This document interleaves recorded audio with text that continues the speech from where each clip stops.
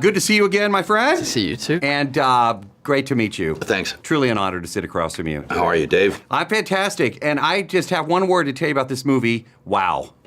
Blew me away. Oh, good. Oh, glad you like it. Fantastic job. How did it find its way to you?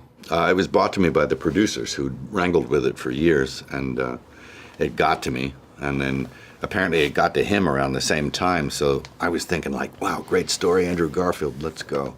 And off we went to war. What kind of research did you both have to do? Obviously, your character, just an amazing person. But I'm just curious what kind of research you did to get ready for this role. Well, there was a lot of footage out there. There's a great documentary called The Conscientious Objector by Terry Benedict. That was a big resource for me. There was lots of books, there were articles, there was footage of him as a young man on This Is Your Life. You know, that was a big, I would watch that over and over again. I know, that was what he was doing facial expressions and stuff. Because him as a young man was very, very different to him as an older guy. But and vocally there was a lot to work on. But there was something very wonderful and kind of spiritual and kind of cosmic that happened. I went and visited his hometown and then the town where he eventually retired, which was Chattanooga, Tennessee, and walked his land and handled his tools. And there was something spiritual that kind of happened. Yeah, there was a really good book too, as well as all these things. The footage and stuff is amazing. There's a great book by an historian about Okinawa by a man named Pfeiffer, and I can't remember the name of the book, but I remember that the name of the author, Pfeiffer, and it was really good reading and really personal that I dug.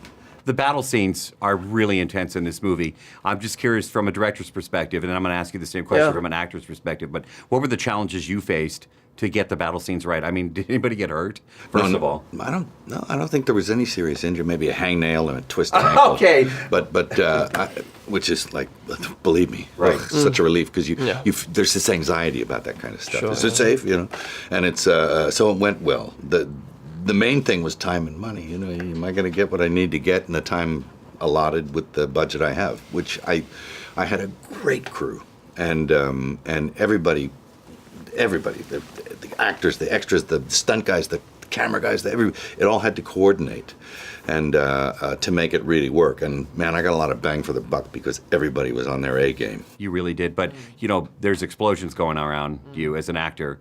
What were some of the challenges you faced? Well, it helped. It only enhanced the situation for the actors, really, I think. Oh, yeah. And I don't think the audience would have such a visceral reaction to those scenes if the actors didn't feel like they were totally in the thick of it. So it's a real testament to the way Mel wanted to shoot it, and also, as he said, all these other departments. The extras, the stuntmen who were just beating the crap out of each other off camera for our benefit, to make us feel like we were in the middle of a hellish situation. I mean, what an incredible act of sacrificial act on their part, just bruising themselves up on a minute-to-minute basis. And they had these devices called box bombs that the stunt guys could actually, with a camera, they could run through the middle during an explosion. And it was, they might burn some nose hairs off, but like, by and large, pretty safe. And but looked amazing. And you'd think, how is this possible? How can they get so close to these things?